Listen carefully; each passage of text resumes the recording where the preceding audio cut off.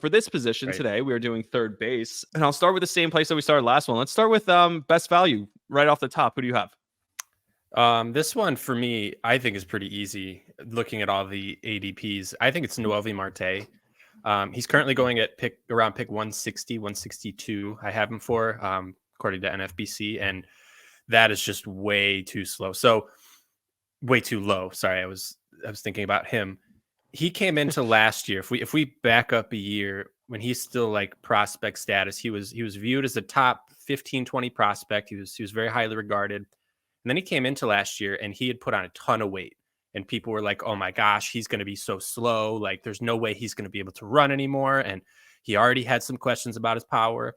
What does he do? He goes in and he puts up one of the better sprint speeds in Major League Baseball. And so he came up last year, at the end of last year. He got a little bit of a cup of coffee and he absolutely killed it. All of his underlying numbers just prove that he belonged. He's only 22 years old. He was 91st percentile in sprint speed. He had 6 steals in just 35 games. He hits the ball hard. He's got an average of 91 mile per hour exit velocity. He's in a great lineup in the best ballpark, one of the best ballparks in baseball. He's locked into that third base spot. I don't see how in my opinion, Noelvi Marte should probably be around top 100 picks because I think he's that good. I think he's going to explode this year. I'm amazed that he's going around 162. He's the best value. You know, it's interesting, and we'll bring this up a little bit later regarding a different player that I know you have on your list and I have on a different list, but a lot of people are talking about. So we'll get to that in a second. But my point is that how do you look at guys who haven't played a ton of Major League Baseball? And how do you assess, are you looking at more just their minor league stats? Are you looking at what they've done when they've gotten the opportunity? Are you looking at their peripherals, right? With like how hard they're hitting the ball, stuff like that. Because a lot of times guys can come up and they're hyped and they didn't play a ton in the major leagues though. And you're like, all right, I don't know. This guy is not as good. It just didn't translate. So what do you look at? What's the number one thing you look at? It's tough. There's a lot of different things. I mean, it depends on the profile, right? If a guy is a power hitter, we want him to obviously have great raw power, but how much is he going to connect with the ball? So you have to look at, average exit velocity, contact rates, things like that. Like, what are they swinging at in the zone, out of the zone? How often are they making contact? Are they a free swinger? Things like that. So it's really it's a puzzle. Like, you have to try to put the puzzle as best you can together as best you can. And we miss a lot. Like, I don't know if you remember, Joe Adele was one that everybody thought was going to explode and just didn't.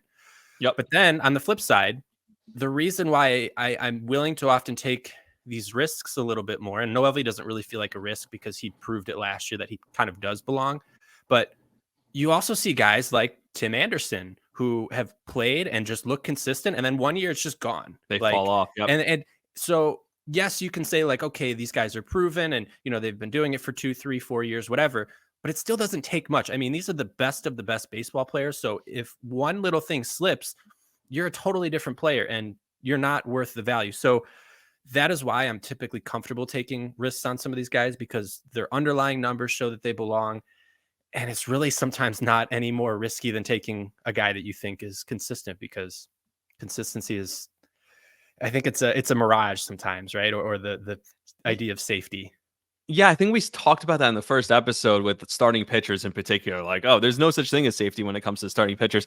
And with this, you mentioned Tim Anderson. I had him last year and it's like, oh, well, he's going to just go back to the norm, right? For Tim Anderson, it's Tim freaking Anderson. No, he never went back to the player that he's been his whole career. And sometimes, people say, oh, better get out a year early than get out a year late, right? With Tim Anderson, it wasn't even that. Like, no one was even talking about getting out on Tim Anderson. Everyone was just like, yeah, Tim Anderson, typical Tim Anderson season, and then just didn't happen. So it's weird. For me, my best value, and this is a guy who we talk about slowing down. I don't think he's slowing down, although he's actually might be speeding up despite his age and his body type.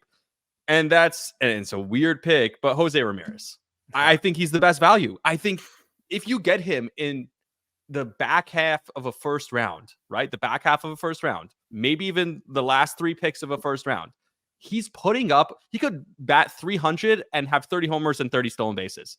Yeah. He could have a 30-30 season and bat 300. To me, as it's weird to take the number one guy at the position, which I think he's a consensus number one. I think we both agree he's number one. And he's 31 years old, but with the new stolen base rules, he stole 28 bases last year. He could get to 30.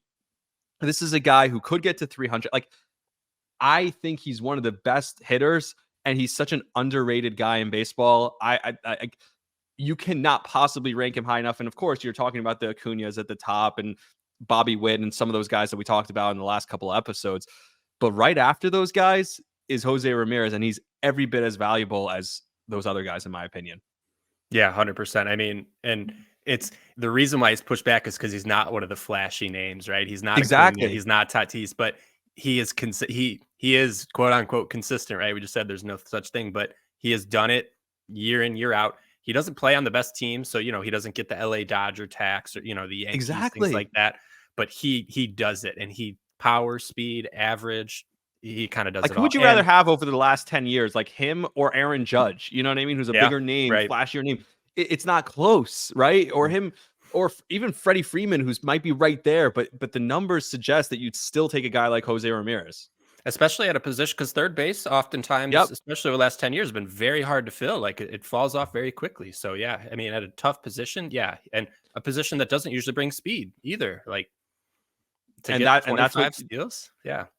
And that's what you mentioned. There's like really 3 top third basemen, and then it falls off. That's a tough thing with third base. When we're doing this overview as a whole, it really falls off quickly. And so to get the guy who's the consensus number 1, and you can almost bet on him being number 1 again, to me, that's more valuable than anything you could possibly get. So when you talk about best value, to me, that's the best value.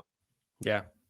I agree. I think that was a good call out right there, because most people, they look best value. They don't look right at the top because it's expensive. But you're absolutely, if you could get Jose Ramirez and Trey Turner, like Trey Turner is another one that we'll dive into at shortstop. But yeah, I think that was a good call.